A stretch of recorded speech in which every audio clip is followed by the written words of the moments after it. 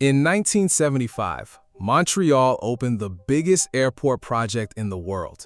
55 kilometers from downtown, no train. The government promised 50 million passengers a year. It peaked at 3. By 2004, the last passenger flight left, and Mirabel became a cargo field surrounded by farmland, killed not by its runways, but by a $75 taxi ride. 51 years later, on October 25, 2026, a Jetstar A320 will lift off from a brand new runway in a paddock 44 kilometers west of Sydney.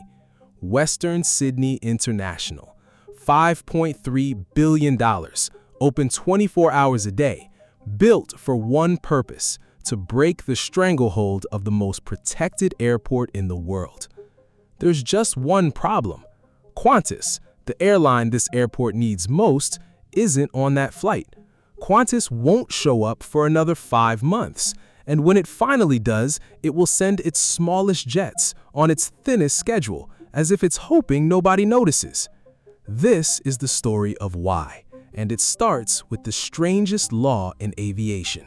Sydney Kingsford Smith is one of the oldest continuously operating airports on Earth, flying since 1920 from a paddock at Mascot, 8 kilometers from downtown. And that's the problem. A century of city grew around it. Suburbs on 3 sides, Botany Bay on the 4th, nowhere left to go. So, in 1989, the government did the only thing it could.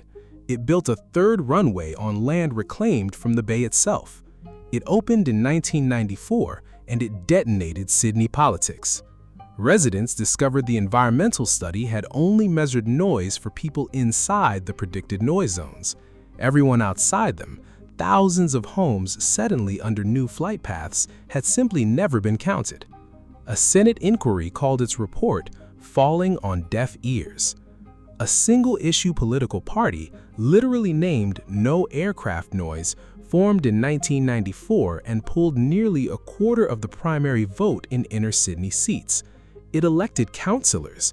It terrified both major parties. And in 1995, Canberra surrendered. The Sydney Airport Curfew Act shut the airport down from 11 p.m. to 6 a.m. with fines over $1 million per breach. 2 years later, a second law went further. No more than 80 aircraft movements per hour, ever.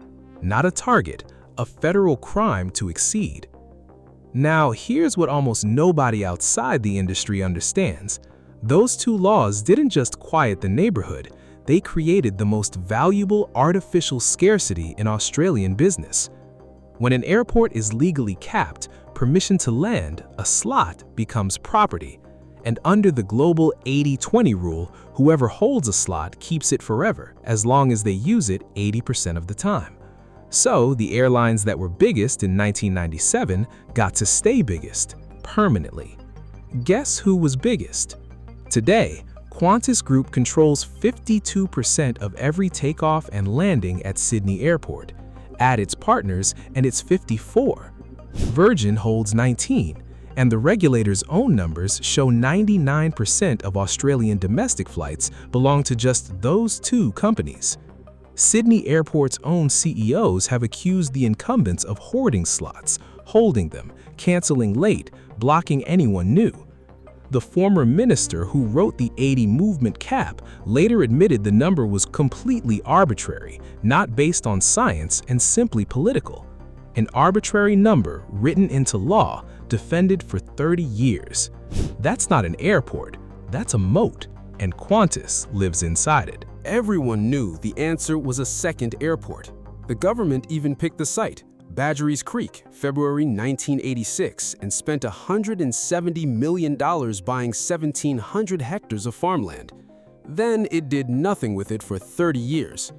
A minister turned the first sod in 1993, and construction stopped. The Howard government shelved it. Study after study piled up, including a 3,200-page report in 2012 that concluded Badgerys Creek was clearly the best site. Still, nothing. Western Sydney was a wall of marginal electorates, and no prime minister wanted to be the one who put flight paths over them.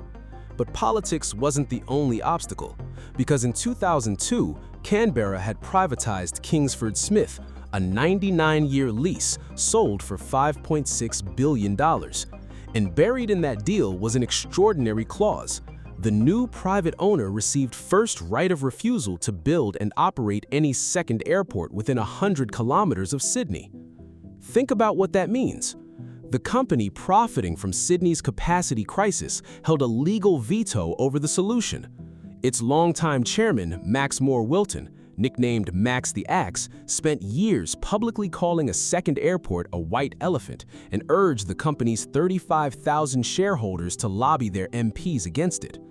When he retired in 2015, Anthony Albanese, his fiercest enemy in Parliament, issued a press release containing exactly one word: good. The standoff finally broke on May 2, 2017. Offered the chance to build the second airport itself, Sydney Airport's board looked at the numbers and formally said no.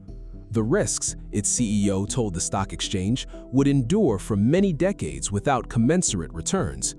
The monopolist declined to compete with itself. So, the government picked up the shovel. Construction started in September 2018, the largest civil earthworks project in Australian history outside mining. 26 million cubic meters of soil, a 3.7-kilometer runway rated for the biggest aircraft flying, one integrated terminal, domestic and international under a single roof, finished June 2025, early and on budget. In infrastructure terms, that's a miracle. They named it after Nancy Bird Walton, the 19-year-old who in 1935 became the first woman in the Commonwealth licensed to fly commercially. And here's a detail history buried. She learned to fly at Charles Kingsford Smith's own flying school at Mascot. The new airport is named for the student, the old one for her teacher. Sydney's two airports were always going to be family and rivals. But the specification sheet hides the real weapon. WSI has no curfew, no movement cap, no slot scarcity. Everything the 1995 and 1997 laws forbid at Kingsford Smith is legal here at 3 a.m. every night forever. And there's a trigger hidden in the old curfew law itself, Section 17, which switches off Kingsford Smith's overnight freight exemptions the moment Badgerry Creek is available for night flying. That switch flips on November 1st, 2026. So who came running? Singapore Airlines, a daily A350 departing at 5 minutes to midnight, a departure time that is physically illegal at the old airport. Air New Zealand signed on. Emirates and Qatar have been cleared for daily flights. The state government is even paying airlines to come through a $16 million route fund. Foreign carriers looked at a curfew-free Sydney gateway and moved fast. The home team did something very different. Look closely at what Qantas Group actually committed. Opening day belongs to Jetstar, the budget subsidiary, with 21 flights a week. Qantas itself, nothing until March 28, 2027, 5 months late. And when the Flying Kangaroo finally lands, it's 4 weekly flights to Melbourne and 4 to Brisbane on 95-seat Embraer regional jets. From Kingsford Smith, Qantas flies those exact routes with A330 wide-bodies dozens of times a day. At the new airport, it's sending commuter planes. The national carrier at its home city's brand-new international airport, arriving last and smallest. Now, is that sabotage? Be careful, because there's a defense, and it's not weak.